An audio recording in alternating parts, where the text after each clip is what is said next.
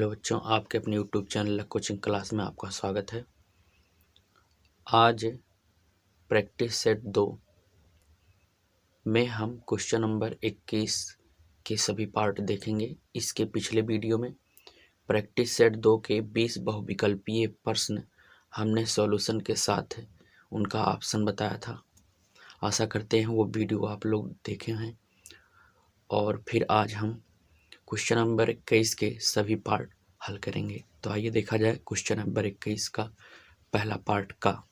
कह रहा सिद्ध कीजिए कि 5 + √3 एक अपरिमेय संख्या है। इस प्रकार के सवाल को सॉल्व करने के लिए सबसे पहले हम एक कल्पना करते हैं कि ये जो संख्याएं दी गई होती हैं इनको हम पहले मान लेते हैं एक परिमेय संख्या है, और फिर हम उनको अपनी अवधारणा के विपरीत बताते हैं, और अंत में ये परिमेय ना होकर के बल्कि क्या हो जाएगा, अपरिमेय हो जाएगा। तो हम मानेंगे, माना 5 + √3 एक परिमेय संख्या है। ये हमने एक कल्पना किया। जब ये 5 + √3 एक परिमेय संख्या है तो इसे हम P/Q के रूप में लिख सकते हैं, क्योंकि सभी परिमेय संख्याओं को P/Q के रूप में लिखा जा सकता है, जहां P और Q पूर्णांक होते हैं और Q का मान 0 के बराबर नहीं होता। इतना बात समझ में आया। अब क्या किया जाएगा, इसमें बाएं पक्ष में जो रूट के साथ पूर्णांक लगे होते हैं, रूट वाली संख्या के साथ जो पूर्णांक लगे होते हैं उनका हम पक्षांतर कर देते हैं। तो यहाँ +5 है, बाएं से दाएं पक्ष में जाएगा तो -5 हो जाएगा। तो ये प्राप्त होगा √3 बराबर P/Q -5। यहाँ देखिए भाई, चूंकि P/Q एक पूर्णांक था और 5 भी एक पूर्णांक है, अर्थात परिमेय संख्या है। परिमेय संख्या में से परिमेय संख्या घटाएंगे तो एक परिमेय संख्या होगी। P/Q -5 एक परिमेय संख्या है।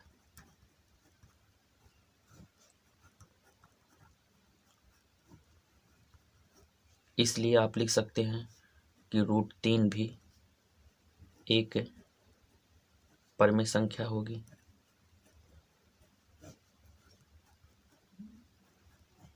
लेकिन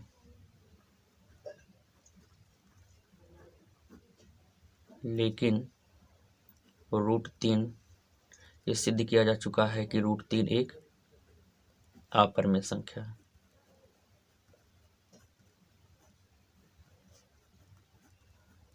√3 एक अपरिमेय संख्या है, जो हमारी अवधारणा की क्या हुआ, विपरीत, जो हमारी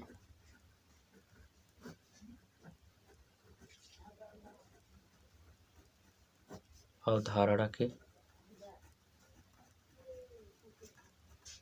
विपरीत है। ये हमारी अवधारणा के विपरीत है। इसका मतलब यह है कि √3 के साथ जो भी संख्याएं जुड़ेंगी, अर्थात 5 + √3 भी क्या है, एक अपरिमेय संख्या, अपरिमेय संख्या है। और यही आपको प्रूव करना था। आशा करते हैं पहले क्वेश्चन नंबर 21 का पहला पार्ट आपको समझ में आया। आइए देखा जाए दूसरा पार्ट। खंड खा में कह रहा है, यदि cos A बराबर √3/2 तो sin 2A का मान ज्ञात कीजिए। देखा जाए भाई, इसमें दिया है cos A बराबर √3/2। हमें ज्ञात करना sin 2A का मान ज्ञात करना है। sin 2A बराबर, पहले A का मान निकालेंगे। A का मान तभी निकल सकता है जब √3/2 के स्थान पे cos के साथ थीटा का कौन मान रखा जाए, हमें पता हो। तो हम ये जानते हैं cos 30 अंश बराबर √3/2 होता है। तो का से का कैंसिल हो जाएगा, तो ए बराबर कितना हो जाएगा 30 अंश। ए बराबर कितना आ गया 30 अंश। हमें साइन 2a का मान निकालना है, तो साइन 2a ए के स्थान पे कितना लिख सकते हैं 30 अंश। तो साइन 30 गुणे 2 कितना हो जाएगा 60 अंश, और साइन 60 अंश का मान कितना होता है √3/2।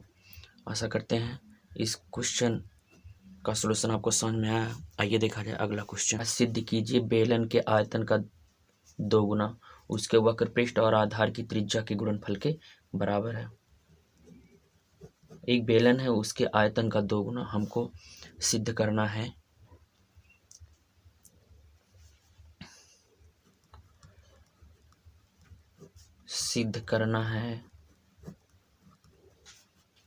बेलन के आयतन का 2 गुना, बेलन का आयतन गुणे 2 किसके बराबर है, उसके वक्र पृष्ठ यानी बेलन का वक्र पृष्ठ क्षेत्रफल गुणे आधार की त्रिज्या,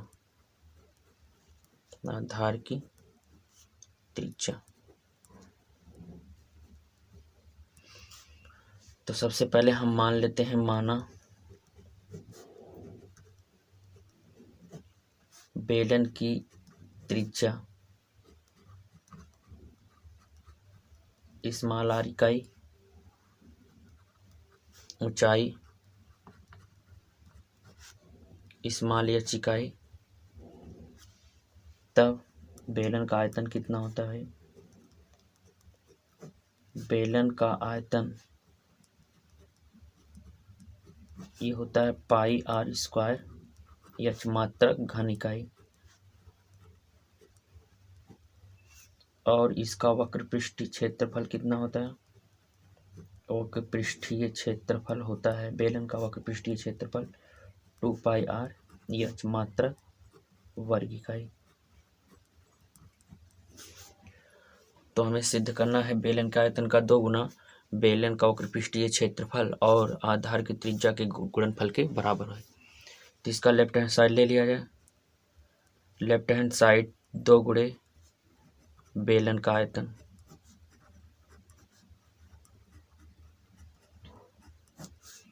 तो 2 गुणे बेलन का आयतन कितना होता है भाई, फार्मूला हमने लिखा है यहाँ पे πr² h। इसे हम ऐसे व्यवस्थित करें कि इसका वक्र पृष्ठीय क्षेत्रफल और गुणे आधार की त्रिज्या के रूप में आ जाए। तो इसे हम लिख सकते हैं 2πr गुणे r। ध्यान दीजिए ये r² है ना, तो r को हम अलग अलग कर लेते हैं, तो ये 2πr को एक साथ लिख दिया, गुणे r को बाहर कर दिया।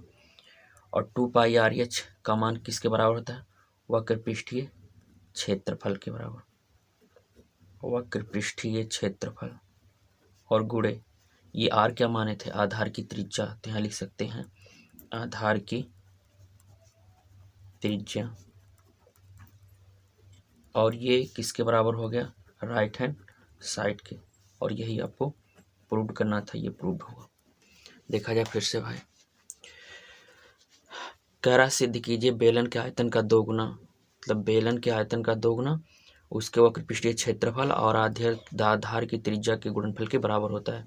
तो हमने मान लिया कि इसकी त्रिज्या यानी बेलन की त्रिज्या स्मॉल r और ऊंचाई स्मॉल h है। तो बेलन का आयतन होता है πr² h मात्रक घन इकाई, और बेलन का वक्र पृष्ठीय क्षेत्रफल होता है 2πr h मात्रक वर्ग इकाई। तो जो सिद्ध करना था, इसका लेफ्ट हैंड साइड हमने रखा 2 गुणे बेलन का आयतन, और बेलन के आयतन का फार्मूला था πr² h, और इसे थोड़ा सा मतलब सॉल्व किया। r² था, r गुणे r के रूप में r को बाहर कर दिया, और 2πr h को एक साथ इंटू r को बाहर। 2πr h ये बेलन का वक्र पृष्ठीय क्षेत्रफल होता है, तो इसके स्थान पे हमने लिख दिया बेलन का वक्र पृष्ठीय क्षेत्रफल, और गुणे r क्या माने थे, बेलन के आधार की त्रिज्या, तो यहाँ r के स्थान पे आधार की त्रिज्या, और ये किसके बराबर हुआ, राइट हैंड साइड के, और यही आपको सिद्ध करना था। आशा करते हैं इस क्वेश्चन का सोल्यूशन आपको समझ में आया। आइए देखा जाए अगला क्वेश्चन। कह रहा निम्न आंकड़ों से माध्यिका की गणना करना भी है। यहाँ पे आंकड़ा दिया गया है, आंकड़ा में पहले हम वर्ग अंतराल लिख लेते हैं, इसके बाद इसकी बारंबारता दिया गया है।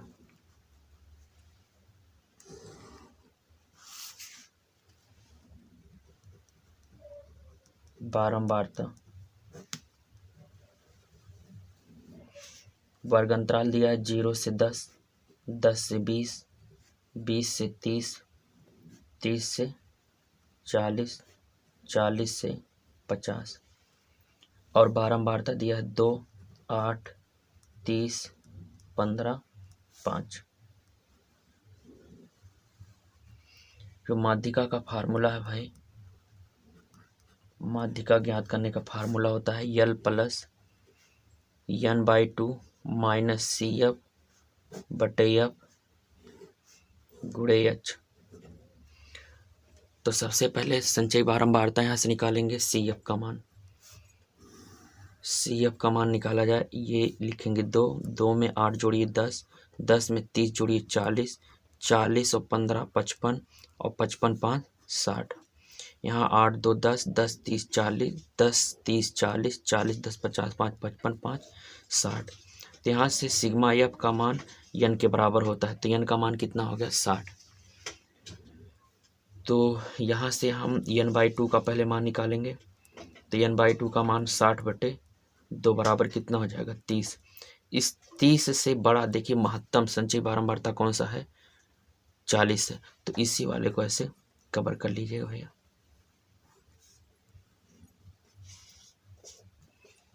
इतना कर सकते हो। तो यहाँ से माध्यक वर्ग कितना हो जाएगा, माध्यक वर्ग ये हो जाएगा 20 से 30। 30 की निम्न सीमा कितना है 20, तो यल होता है निम्न सीमा हो गया 20। यच वर्ग माप होता है, वर्ग माप उच्च सीमा माइनस निम्न सीमा के बराबर होता है। उच्च सीमा माइनस निम्न सीमा, उच्च सीमा जैसे 10 और 0 20, 20 इसका उच्च सीमा, 10 निम्न सीमा, 30 इसका उच्च सीमा, 20 निम्न सीमा। तो उच्च सीमा में से निम्न सीमा घटाएंगे तो कितना आ जाएगा 10। यच का माप आ गया 10 और यल का माप कितना है 20। यल का मान मालूम हो गया, n/2 का मान मालूम है। यफ जो होता है माध्यक वर्ग की बारंबारता होती है और CF जो होता है माध्यक वर्ग से ठीक पहले वर्ग की बारंबारता, संचयी बारंबारता। तो ये CF बराबर कितना हो जाएगा 10 और यह बराबर 30। तो यहाँ से हम इसका माध्यिका निकालेंगे। यल का मान कितना रखेंगे 20 प्लस n/2 का मान कितना रखा जाएगा 30 माइनस CF का मान यहाँ से 10 बटे F का मान कितना रखेंगे 30 गुणे H का माप यहाँ से 10 लिखा जाए। तो हो जाएगा 20 प्लस 30 में से 10 घटाएंगे 20 बटे यहाँ 30 गुणे 10, एक 0 से 0 कैंसिल हो जाएगा। तो हो जाएगा 20 प्लस 20 बटे 3। लासा ले लीजिए भाई, 3 लासा हो जाएगा 20 3 60 प्लस 20, 60 20 कितना हो जाएगा 80, 80 बटे 3। तो इसका जो आंसर आ जाएगा माध्यिका वो कितना आ जाएगा 26.6 लगभग। माध्यिका कितना आ गया, माध्यिका आ गया 26.6। ये आंसर सही है कि नहीं है, सही नहीं है। इसका पहचान आप, यदि माध्यिका का मान माध्यक वर्ग में उपस्थित है तो आंसर सही है। जैसे यहाँ माध्यक वर्ग 20 से 30 है और माध्यिका 26.0 आया है, तो ये आप देख रहे हैं 20 और 30 के बीच स्थित है, इसलिए ये इसका आंसर है और ये आंसर सही है। आइए देखा जाए फिर से भाई। कह रहा निम्न आंकड़ों से माध्यिका की गणना कीजिए। ये आंकड़ा दिया गया है, इसकी माध्यिका निकालना। माध्यिका का फार्मूला यल प्लस n/2 माइनस CF बटे F गुणे H। तो ये वर्ग अंतराल दिया था, बारंबारता दिया और इसका CF निकालेंगे। CF मतलब संचयी बारंबारता। तो ये 2 लिखा है, 2 में 8 जोड़ा 10, 10 30 40, 40 15 55 55 5 60 और इसको हमने सिग्मा F का मान निकाला जो कि n के बराबर है, तब भी कितना आएगा 60। अब यहाँ से n का मान 60 है तो n/2 का मान निकालेंगे, 60/2 बराबर 30। आप देखिए 30 से महत्तम जस्ट तुरंत बड़ा वाला मान संचयी बारंबारता में कौन है, तो आप देख रहे हैं 30 के जस्ट बाद बड़ा कौन है 40। तो ये से आप कैद कर लीजिए। तो इसका माध्यक वर्ग आ जाएगा 20 से 30 और यहाँ से जो F है ये माध्यक वर्ग की बारंबारता होती है, तो माध्यक वर्ग की बारंबारता 30 और CF जो होता है माध्यक वर्ग से ठीक पहले वर्ग की संचयी बारंबारता, तो CF बराबर कितना हो जाएगा 10।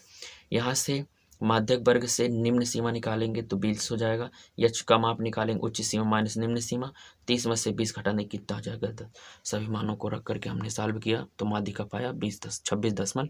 यही आपका आंसर। आइए देखा जाए अगला पार्ट। कह रहा उस बिंदु के निर्देशांक ज्ञात किए जो बिंदुओं 1 -1, 7 और 4, -3 को मिलाने वाले रेखाखंड को 2:3 के अनुपात में विभाजित करता है। ध्यान दीजिए भाई, यहाँ पे एक बिंदु ए मान लीजिए, इसका निर्देशांक -1, 7 और एक बिंदु बी मान लीजिए, इसका निर्देशांक 4, -3 है। कह रहा मिलाने वाली रेखाखंड को कोई एक बिंदु मान लेते हैं, ये बिंदु P है। इस बिंदु का निर्देशांक निकालना है x, y का मान, जबकि यह बिंदु इस रेखाखंड को 2:3 के अनुपात में विभाजित करता है, अर्थात m का मान 2 और n का मान कितना दिया 3।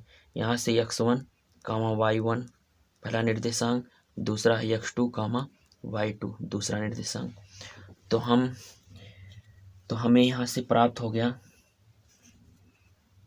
x1 का मान -1 और x2 का मान 4, y1 का मान 7 और y2 का मान कितना जाएगा -3।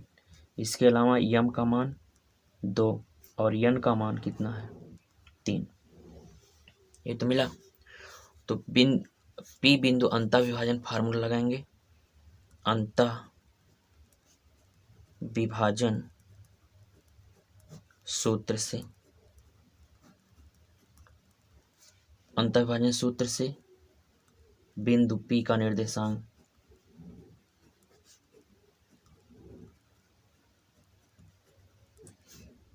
कितने बराबर होगा भाई,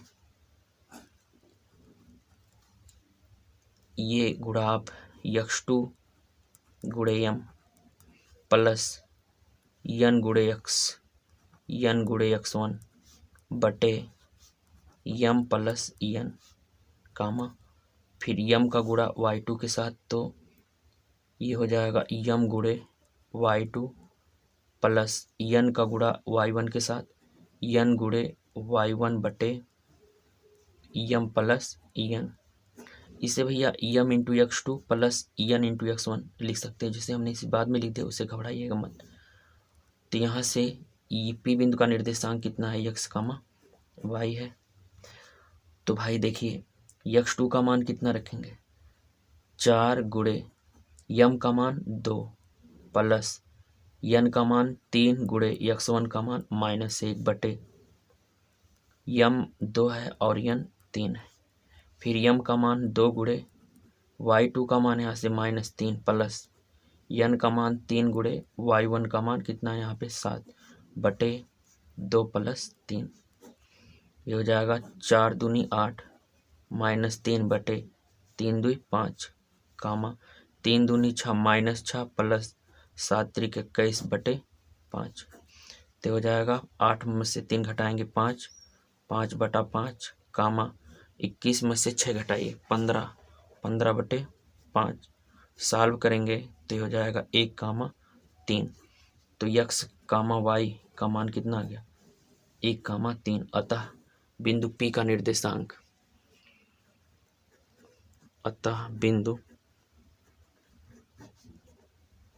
P का निर्देशांक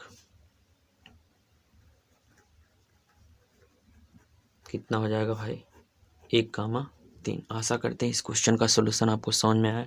आइए देखा जाए अगला क्वेश्चन।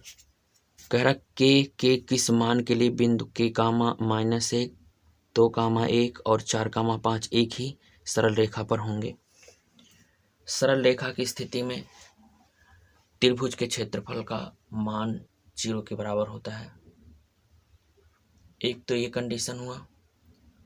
दूसरी स्थिति देखिए, दूसरी स्थिति में हम कैसे बता सकते हैं, थोड़ा सा हम अलग समझेंगे। जैसे मान लेते हैं एक बिंदु A, एक बिंदु B व एक बिंदु C, अगर ये संरेखी हैं तो A से B के बीच की दूरी अर्थात AB हम दूरी फार्मूले का प्रयोग करके संरेख दिखा सकते हैं दूरी सूत्र से। और त्रिभुज के क्षेत्रफल सूत्र से भी हम तीन बिंदुओं को संरेख दिखा सकते हैं। तो यदि दूरी सूत्र का प्रयोग करेंगे तो ए और बी के बीच की दूरी ए बी और सी के बीच की दूरी बी सी बराबर ए व सी के बीच की दूरी ए सी।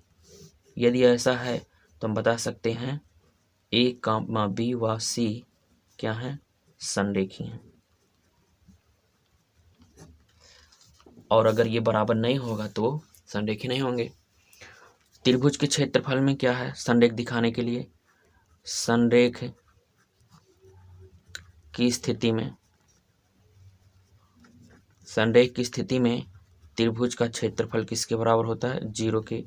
यदि त्रिभुज का क्षेत्रफल 0 हो जाए तो हम बता सकते हैं कि तीनों त्रिभुज के 3 शीर्ष होंगे, तीनों शीर्ष एक सीधी रेखा में हैं।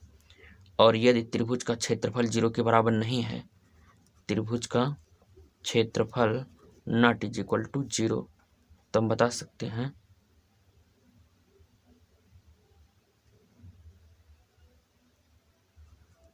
कि तीनों बिंदुएं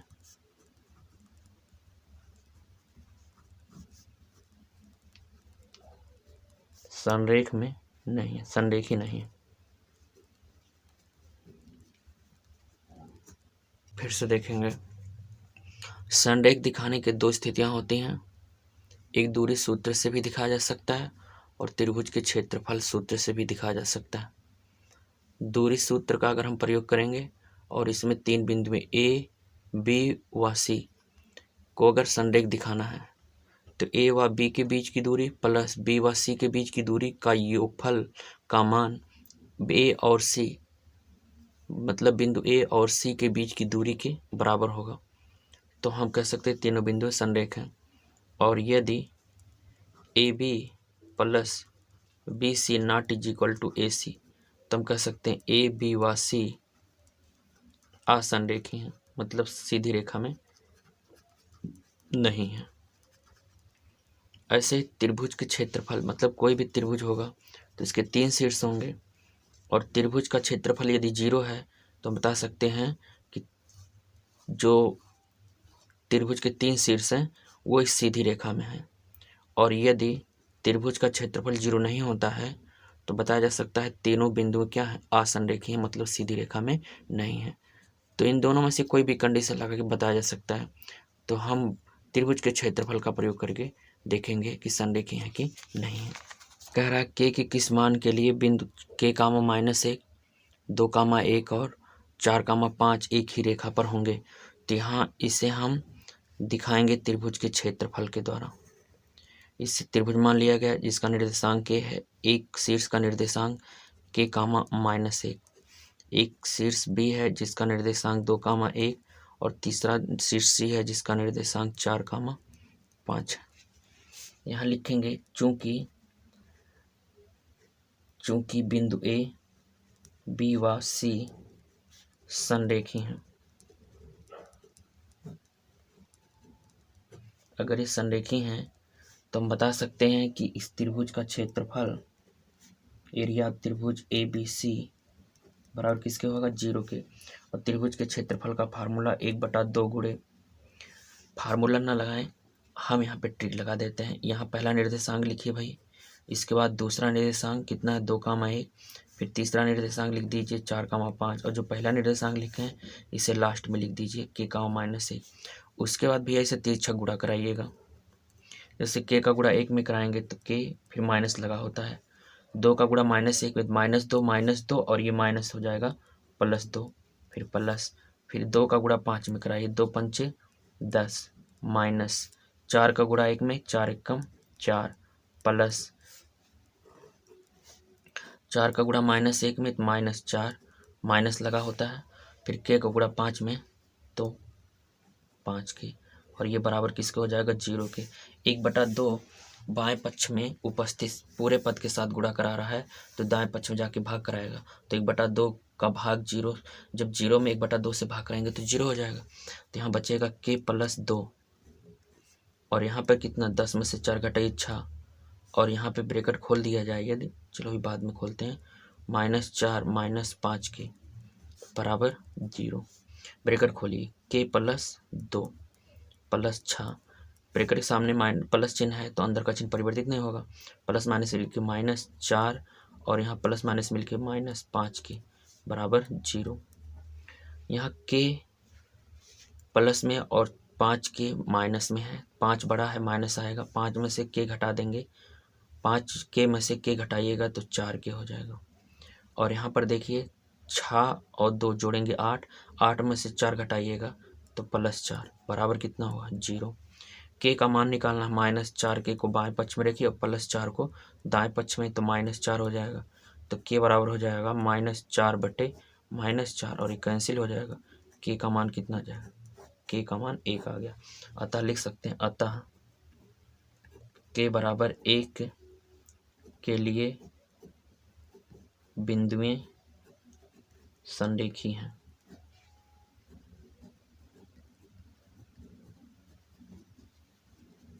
आशा करते हैं इस क्वेश्चन का सलूशन आपको समझ में आया।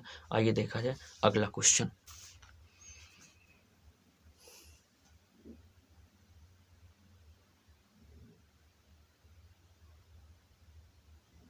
क्वेश्चन नंबर 22 अब देखा जाए। क्वेश्चन नंबर 22 में कह रहा है किन्हीं 5 खंडों को करना होता है 22 में, और इसमें 6 खंड दिए होते हैं। तो आइए देखा जाए इसका पहला खंड। कह रहा है यदि बिंदु x, y 1, 2 और 2, 1 से बनने वाले त्रिभुज ABC का क्षेत्रफल 6 वर्ग इकाई है तो सिद्ध कीजिए x + y बराबर कितना होता है 15। यहाँ पे एक त्रिभुज दिया है, इसका निर्देशांक a है और a निर्देशांक का मान x, y है। इसका शीर्ष b है और इसका निर्देशांक 1, 2 है और तीसरा निर्देशांक c है, इसका तीसरा शीर्ष c है जिसका निर्देशांक 2, 1 है।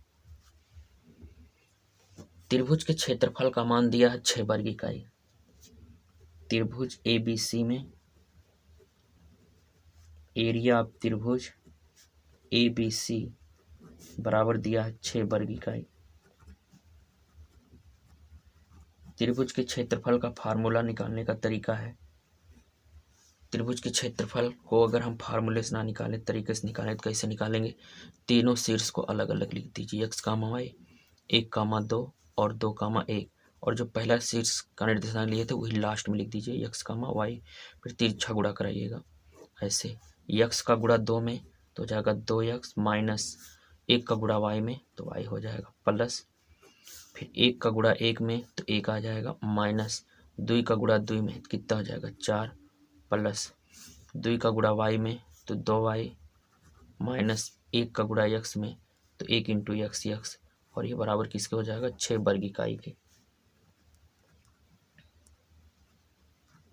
इधर वर्ग इकाई इधर दोनों तरफ होता है। देखिए भाई 2 इधर क्या करा रहा है बाएं पक्ष में भाग, तो दाएं पक्ष में जाकर क्या कराएगा गुणा। तो यहाँ पे हम लिख सकते हैं 2x माइनस वाई प्लस 4 बड़ा सामने माइनस 4 में से 1 घटा दीजिए 3 और प्लस 2y और माइनस x और ये बराबर 6 गुणे 2। ब्रैकेट खोलेंगे 2x minus Y plus minus मिलके -3 प्लस 2y और माइनस x बराबर कितना 12। 2x में से x घटा देंगे तो x बचेगा, 2y में से y घटाएंगे तो यहाँ पर प्लस y बचेगा और -3 बराबर कितना 12। तो x प्लस y बराबर 12 और ये -3 दाएं पक्ष में +3 बदलेगा और ये कितना हो जाएगा 15। x प्लस y बराबर 15 और यही आपको क्या करना था सिद्ध करना था और ये प्रूव्ड हो गया। आशा करते हैं क्वेश्चन 22 का पहला पार्ट का सलूशन आपको समझ में आया। आइए देखा जाए अगला पार्ट। कह रहा है 2 अंकों से बनी किसी संख्या के अंकों का योग 9 है। इस तरह से बहुत सारे सवाल हमने सॉल्व कराया है पिछले वीडियो में। आइए देखा जाए फिर 2 अंकों की संख्या मानने के लिए बनाने के लिए आपको इकाई और दहाई का अंक मानना पड़ता है। तो मान लीजिएगा इकाई का अंक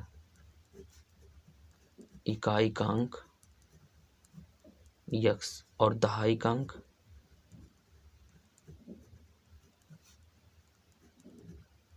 कितना है y है।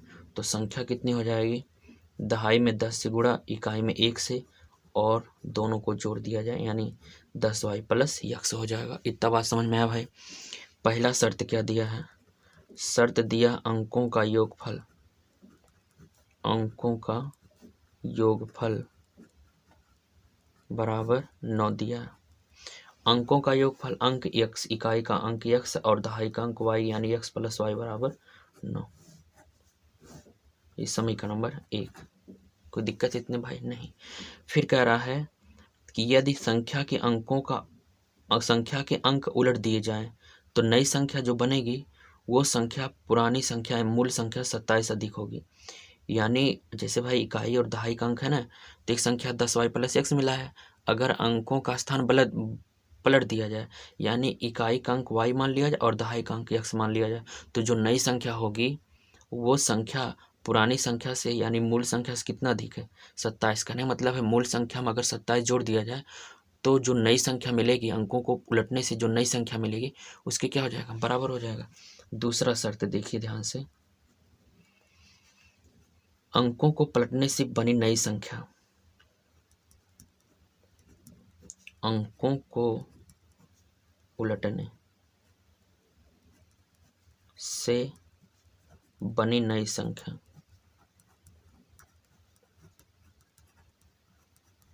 मूल संख्या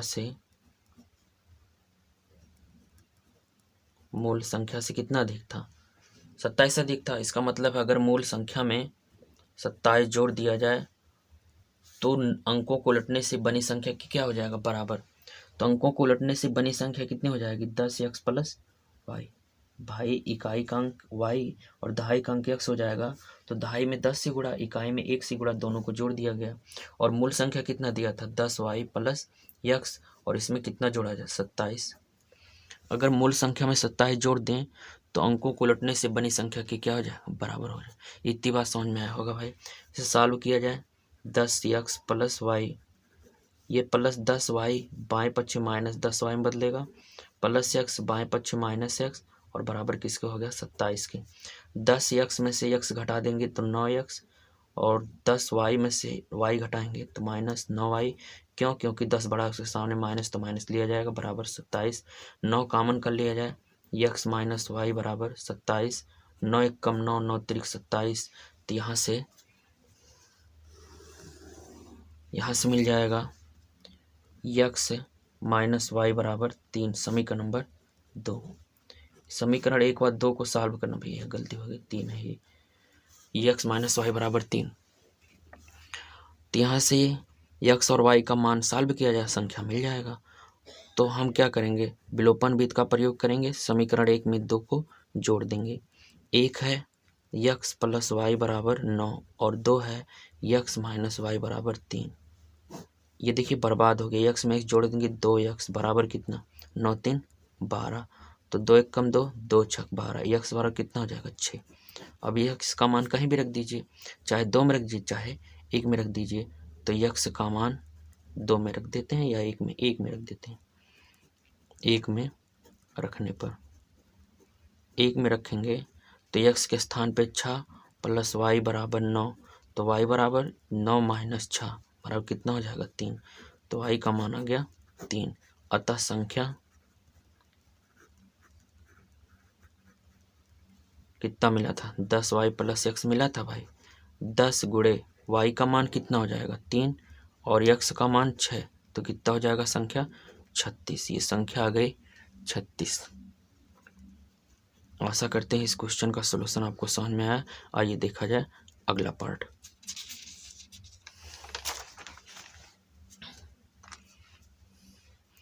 कह रहा है यदि P 9a माइनस 2 कामा b, एक निर्देशांक है P, बिंदु का निर्देशांक 9a माइनस 2 कामा b, अर्थात भुज का मान 9a माइनस 2 और कोटि का मान b है।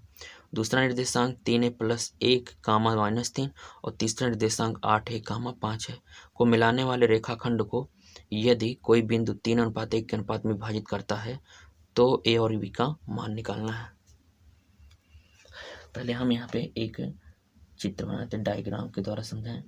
एक बिंदु मान लेते हैं, एक निर्देशांक ए है, सिरे ए पर का निर्देशांक कितना है, 3a प्लस 1 कामा माइनस 3, और बी सिरे का निर्देशांक कितना है, 8a कामा 5। इसको कोई एक बिंदु P जिसका निर्देशांक 9a माइनस 2 कामा b है किस अनुपात में काटता है? 3:1 के अनुपात में, अर्थात यम का मान 3 और यन का मान कितना दिया है? 1। कोई दिक्कत है यहाँ से भाई? इतना बात समझ में आया आपको? तो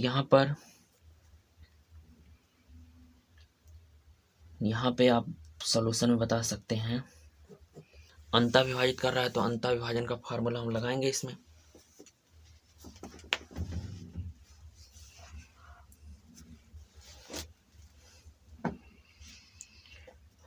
सूत्र के माध्यम से लगाएंगे तो ये x1 हो जाएगा भाई इतना, ये y1 और ये x2 y2। तो हम यदि तुलना करके x1 y1 x2 y2 का मान निकालें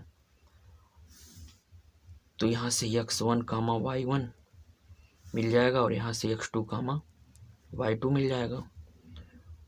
तो x1 का मान कितना मिल जाएगा? 3a + 1 और y1 का मान यहाँ से कितना मिल जाएगा? -3। इस प्रकार से यहाँ से x2 का मान कितना हो जाएगा? 8a और y2 का मान कितना? 5। यम का मान 3 और यन का मान 1। तो अंतः विभाजन सूत्र का प्रयोग करते हैं। अंतः विभाजन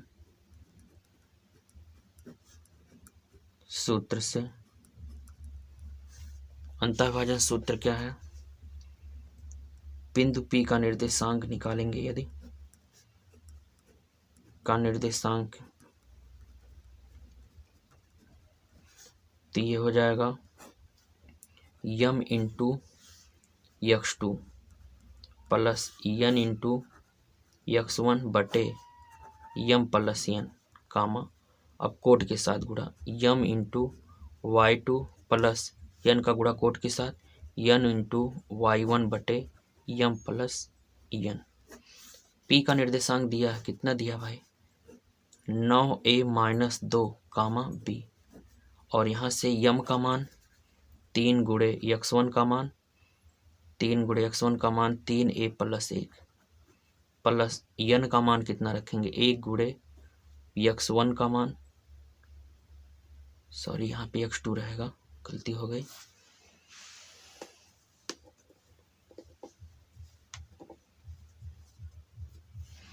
x2 का मान यहाँ पे 8 ही रहेगा और ये नहीं है।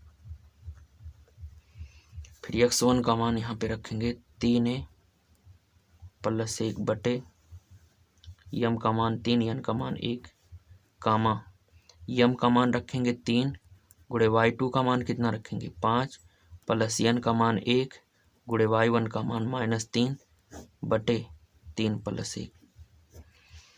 तो ये हो जाएगा 3 का गुणा 8 में 8 तिरिक 24 बटे 4 प्लस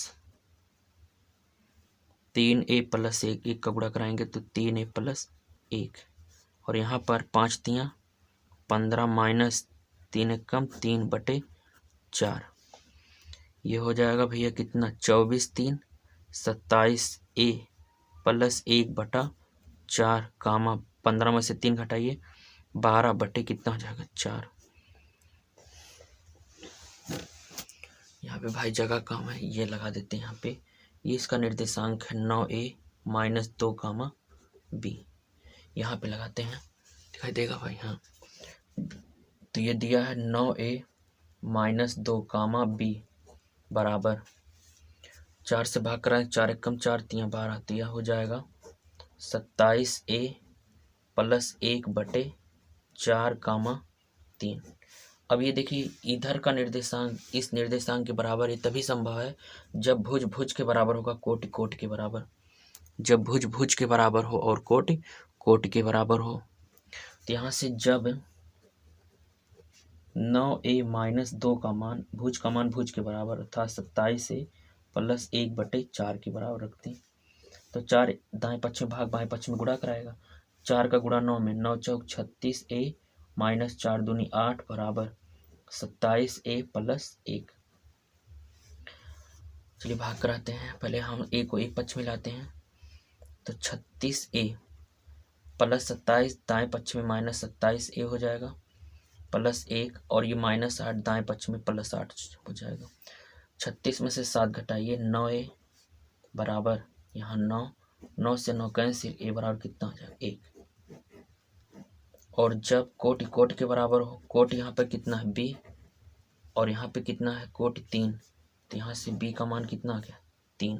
अतः a बराबर 1 और b बराबर 3। आशा करते हैं क्वेश्चन का सलूशन आपको समझ में आया। आइए देखा जाए अगला क्वेश्चन।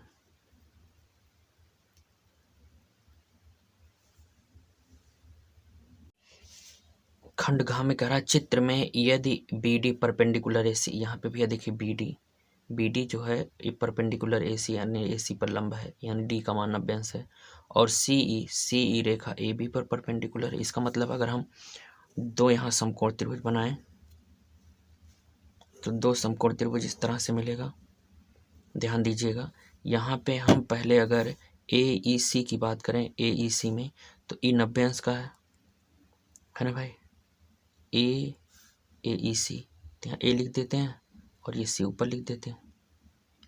और फिर दूसरा त्रिभुज ABD की बात करें तो D बिंदु पर 90 अंश का कोण है, तो A यहाँ लिख दें और D जो है ऊपर लिख दें। ध्यान दीजिए भैया, कौन सा लिखा गया, AEC एक त्रिभुज बनाया गया और ADB ये B है, एक त्रिभुज बनाया गया। कन्फर्म हुआ। इसमें दिया है त्रिभुज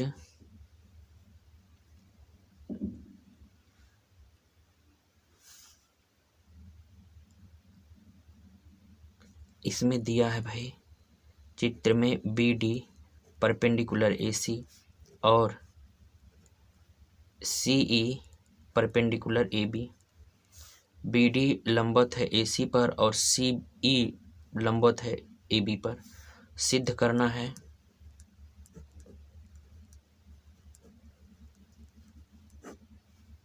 त्रिभुज AEC समरूप आप त्रिभुज ADB के।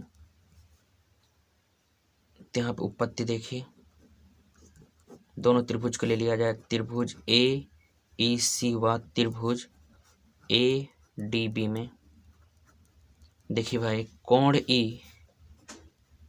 E और इस कोण D के बराबर है, क्योंकि दोनों में कोण E और कोण D कितने अंश के हैं, 90 अंश के हैं।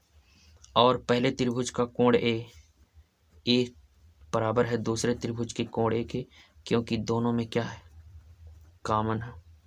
देखिए भाई यहाँ से चित्र समझ लीजिए, किस त्रिभुज में AEC में ना, AEC में इस त्रिभुज में कोण E 90 अंश का है और ADB में कोण D 90 अंश का, और कोण A तो दोनों में कॉमन है ना, इस त्रिभुज में भी कॉमन है और ये ऊपर वाले त्रिभुज यानी AEC में भी कोण A आ रहा है और ADB में भी कोण A आ रहा है, तो दोनों में कॉमन न हुआ।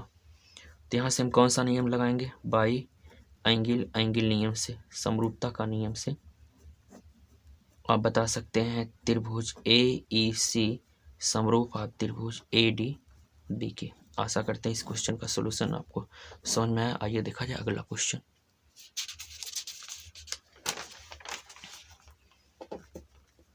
इसमें हमें समांतर माध्य निकालना है। वर्गांतराल बारंबारता दिया गया है।